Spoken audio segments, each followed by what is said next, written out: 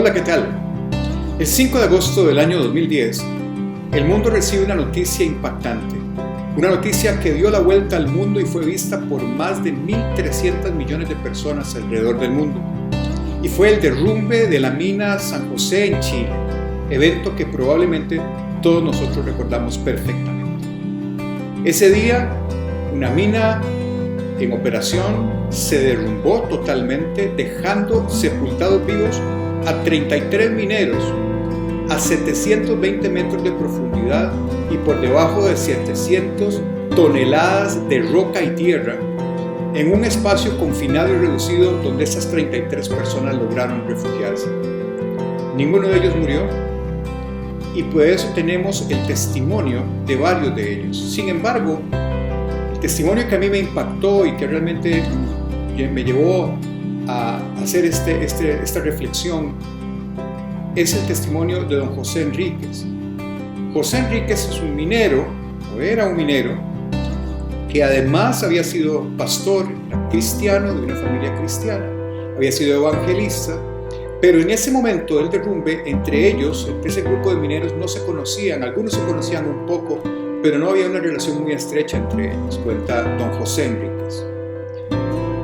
Pasado el momento inicial de gran zozobra, gran temor, gran incertidumbre, donde esperaron a que se bajara un poco el montón de polvo y tierra y poder ver un poquito, empezaron a ver cómo sobrevivir, empezaron a ver dónde encontraban agua, dónde estaba la zona de encontrar alimento.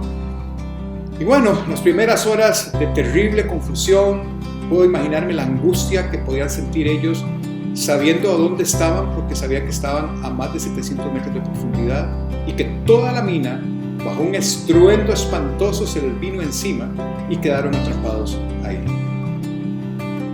Después de los momentos iniciales, donde ya ubicaron donde había un refugio, donde podían estar, etc., un par de ellos que conocían a don José se acercaron y le pidieron que orara por ellos.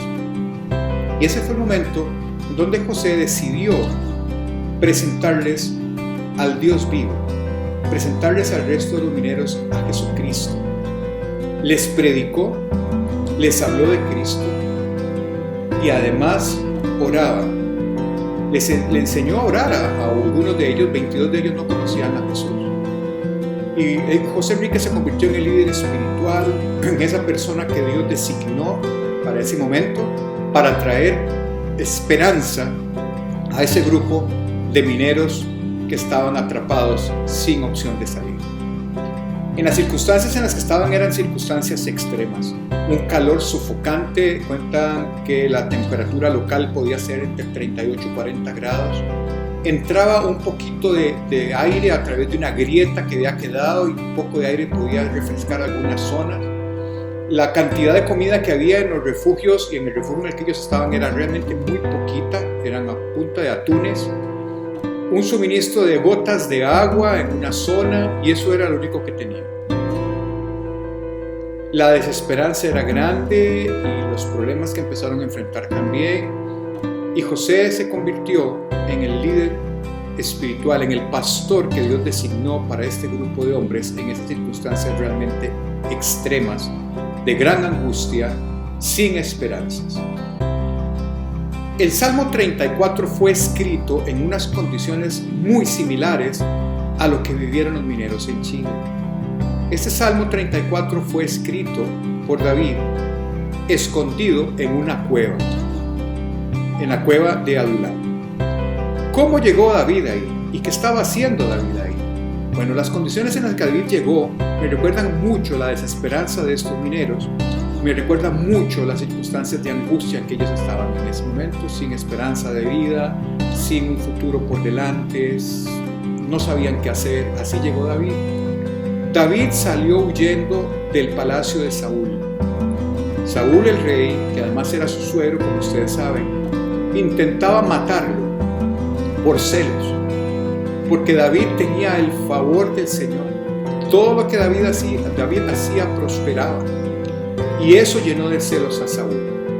Y Saúl trató de matarlo sin haber hecho David nada que lo mereciera.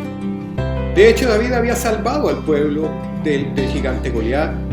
David había combatido fielmente a las órdenes de Saúl, y todos los combates que David hizo, que fue un guerrero extraordinario, fueron victorias para el reino de Saúl, para el reino de Israel. Pero eso no fue suficiente para que los celos le ganaran a Saúl y Saúl tratara de matar a David. David, casado con la hija de Saúl, fue ayudado por ella para escapar una noche antes de que a la mañana siguiente los soldados de palacio llegaran a matar a David. David huye y se va a refugiar a una región, a la región de Nob, que también es del pueblo de Israel, y fue a visitar a un sacerdote, al sacerdote Ahimelech. Fue a donde Ahimelech a pedirle básicamente soporte, ayuda, alimento. Ahimelech le da pan, que era un pan sagrado, y además le da la espada que había sido de Goliat, a quien David había derrotado anteriormente. Pero sabiendo David que iba a ser encontrado ahí por Saúl y su ejército, huye de Nob y se va a tierra filistea. En tierras filisteas, el rey Aquis del territorio al cual David llegó, fue reconocido por uno de los comandantes de este rey y le advirtió al rey que quien tenía delante no era nada más y nada menos que al comandante estrella del ejército rival, David mismo en persona. Y David, para no ser acribillado ahí, finge locura, literalmente se hace loco. Sí, empieza a arañar paredes, a hablar tonterías, a morder puertas, dice la palabra, la saliva le corría por la barba, el hombre se hizo una actuación soberbia de locura, al punto tal que el rey Aquis le dijo: mire, aquí yo locos no quiero, sáquenlo de palacio. Y David huye a esconderse en una cueva. En una cueva como la mina derrumbada, ahí estaba David, sin esperanzas, siendo perseguido, con gran angustia en el corazón, y para terminar de arreglar la situación empezaron a unírsele a él hombres en las mismas condiciones en las que él estaba. Hombres sin esperanza, hombres perseguidos, hombres angustiados, hombres que venían huyendo. Y ahí se conformó un grupo de casi 400 hombres, en donde David se convirtió en el líder espiritual. David en esas circunstancias les presenta a Jehová a este grupo de hombres, y no solamente les presenta a Jehová, canta alabanzas y bendice a Dios, y además escribe uno de los salmos más hermosos para tiempos de angustia. Este Salmo 34 es un salmo bellísimo por la forma literaria en que es escrita, pero además por el contenido que tiene. Este salmo es un salmo de esperanza, es un salmo instructivo, como vamos a ver ahora. Es un salmo que no solamente alaba a Dios, sino dice cómo es que tenemos que hacerlo. El salmo lo inicia David con una frase hermosa. El versículo 1 dice: bendeciré a Jehová en todo tiempo. Vean ustedes que esta afirmación está hecha por David en un tiempo de extrema necesidad y de extrema angustia. Una persona perseguida, su vida estaba en peligro, su cabeza tenía precio, y el mismo rey quería matar, escondido en una cueva con 400 forajidos que también venían huyendo y siendo perseguidos. Y dice David: bendeciré a Jehová en todo tiempo, su alabanza estará de continuo en mi boca. Solo este primer versículo nos da la guía de cómo debemos nosotros de actuar en momentos de extrema necesidad, o en momentos de extrema angustia, o en momentos de extrema aflicción. Bendecir a Jehová en todo momento. En estos tiempos de pandemia hay mucha gente que se siente como David. Hay mucha gente en la que se les derrumbó todo, como a los mineros. Hay gente que se siente absolutamente desesperanzada, angustiada, ansiosa, deprimida. Se han visto perder trabajos, condiciones económicas difíciles, noticias desesperanzadoras diarias. Las noticias en los diarios y en los telediarios nos hablan solo de incrementos de casos, incrementos de muerte, que ya los hospitales no van a dar abasto. todas estas circunstancias que pueden ser motivos de aflicción, y de hecho lo son, es el momento preciso en el cual nosotros los cristianos debemos actuar como actuó José Enríquez en la mina de los mineros que se les derrumbó, o David en la cueva de Adulán. Bendecir a Dios en todo momento es la clave para empezar a experimentar la bendición de Dios en el momento más difícil. Otro buen ejemplo de esto de bendecir al Señor en todo momento lo encontramos en el Nuevo Testamento. En el Nuevo Testamento la historia de Pablo y Silas, quienes fueron, luego de haber sido azotados, golpeados, echados en un calabozo en el fondo de una prisión oscura y fría en Filipos, amarrados a un cepo, encadenados. Dice la palabra que a medianoche empezaron a entonar himnos, a cantar alabanzas a Dios, y todos sabemos el milagro que ocurrió después. Ese es el ejemplo que tenemos que seguir nosotros en este momento de pandemia, en este momento de incertidumbre, en este momento en donde sentimos que todo se nos está cayendo. Bendiga a Jehová Dios en todo momento y que su alabanza esté de continuo en su boca. David nos cuenta, después de este primer verso, lo que sucedió en él al bendecir a Dios en estas circunstancias, al bendecir y alabar a Dios en momentos de dificultad. Y en los siguientes versos de este Salmo 34 encontramos lo que David nos cuenta que él experimentó por bendecir a Dios en los momentos de dificultad. El verso 4 dice: lo libró de todos sus temores. Verso 5: le volvió radiante de alegría. El verso 6: lo salvó Dios de todas sus dificultades y angustias. 7: lo defendió contra todos los que lo atacan. David asocia la alabanza y adoración a Dios con todas esas consecuencias que vivió, es decir, vivió la bendición de Dios sobre su vida. Le volvió la alegría de una forma radiante a una persona que estaba oscura, metida en una cueva sin esperanza. Dios le devolvió la alegría y se veía radiante de alegría. Lo libró de todos sus temores, es decir, le quitó el miedo y le dio paz. Lo libró de todas sus angustias y de todas sus dificultades.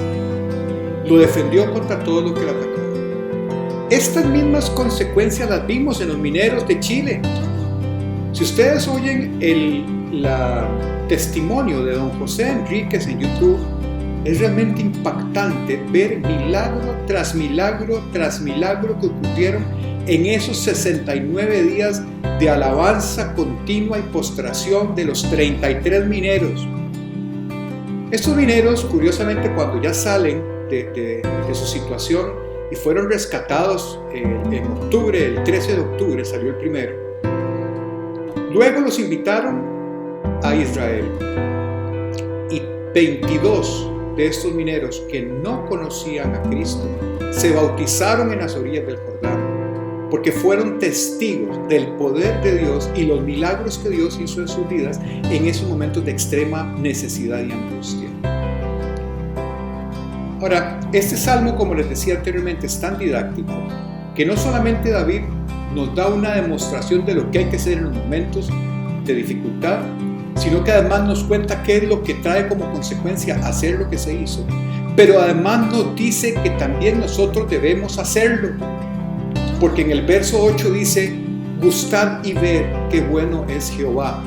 Hay otras traducciones que dicen: prueben y vean que el Señor es bueno.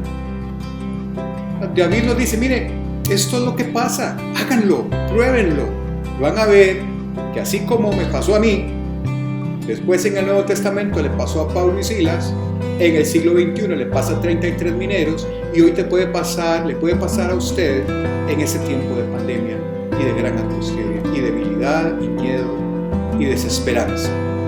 Pruebe y vea qué bueno es el Señor. De antemano, David está tan convencido de que si usted alaba a Dios en todo momento y de continuo su alabanza estará en su boca, que de antemano David se alegra por nosotros. Miles de años después, nosotros podemos saber que David nos estaba diciendo, mire, prueben, yo estoy tan seguro de que esto va a ser así, que de una vez me alegro por ustedes, porque les dice en el versículo 8, qué alegría para los que se refugian en él. David nos dice, no solamente bendigan, vean las consecuencias, sino que me alegro de antemano, porque ustedes van a recibir gran bendición de Dios. David nos dice que en estos momentos de dificultad, lo que debe prevalecer es el temor al Señor. Y sabemos que si tenemos temor al Señor, todo lo que nosotros nos vaya a hacer falta, Dios nos los va a proveer. El versículo 9 dice así, teman al Señor, ustedes los de su pueblo santo, pues los que le temen tendrán todo lo que necesiten, no faltará nada. La historia de los mineros es increíble porque 69 días con unas latitas de atún que lo que hacían era hacer sopa de atún. No podían comer el atún directamente porque si no hubiese sido un granito para cada uno. Entonces, con lo poquita de agua que podían ir recolectando, calentaban agua en un quemador que tenían y ahí echaban la lata de atún, echaban agua y eso era lo que ellos comían. Cuando ellos fueron rescatados, claro, ellos empezaron a recibir provisiones como 17 días después, pero cuando ellos fueron rescatados, la alacena estaba llena de comida. El agua que ellos bebían, resulta que había 2 superficies de agua, eso es impactante oírlo. En una de ellas la dejaron para tomar agua y en otra la utilizaban para bañarse y para limpiar zonas y lo que fuera. El agua que ellos utilizaban para tomar, oraban por el agua y le pedía al Señor, Señor, que no nos falte agua y que esta agua no nos enferme. Resulta ser que cuando ellos salieron trajeron 2 muestras de agua. De la que tomaban, venía alguien con una cantimplora llena de agua que tomaban y otra del agua que estaba adentro, que utilizaban ellos para lavar. Las 2 venían de la misma fuente y el estudio bacteriológico demostró que el agua que ellos se bendecían diariamente para ser tomada no tenía contaminación bacterial. Pero el agua que no bendecían, que lo usaban para baño, para limpiarse o para lo que fuera, esa agua estaba totalmente contaminada de bacterias. Dios proveerá todo lo que usted necesite si usted es una persona que alaba a Dios en todo momento y además le teme. Y como les decía anteriormente, este salmo es tan didáctico que hasta David nos dice qué significa temer al Señor. Vean ustedes el verso 13. Temer al Señor es refrenar la lengua de hablar mal de los demás y de decir mentiras. El versículo 14a, apartarse del mal y hacer el bien. El 14b, buscar la paz y esforzarse por mantenerla. El 19 y 20, ser una persona íntegra y justa. Y el 22, servir al Señor. Esas son las características de una persona que teme a Dios. Esa es la guía, este salmo es una guía que nosotros deberíamos de seguir cuando nos estamos enfrentando a situaciones que nos generan gran tensión, gran angustia, gran desesperanza, donde vemos que todo se derrumba, donde vemos que los sueños que teníamos se caen, en donde la incertidumbre reina en nuestra vida. Esta es la guía. Esta es la guía. Bendiga al Señor en todo momento. Vea, pruebe que el Señor es bueno y sea una persona temerosa de Dios en estos tiempos y siempre. Esta guía de comportamiento tiene garantía. Sí, tiene garantía. Nosotros podemos estar tranquilos de que tiene una garantía que ha sido probada a lo largo de la historia de la humanidad. Y los ejemplos se los he dicho. En el Antiguo Testamento, David nos da esta guía. En el Nuevo Testamento, Pablo y Silas lo demuestran. En primer siglo. En el siglo XXI, los mineros. Y en el año 2020, nosotros estamos escribiendo nuestra propia historia en un momento de crisis mundial de pandemia, en donde nosotros debemos probar y ver qué bueno es el Señor. Y la fidelidad de Dios es eterna, no cambia, es así y así será. Y quiero terminar con ustedes con el Salmo, leer un fragmento del Salmo 89:2, que dice así: Tu amor inagotable durará para siempre. Tu fidelidad es tan perdurable como los cielos. Que el Señor los bendiga.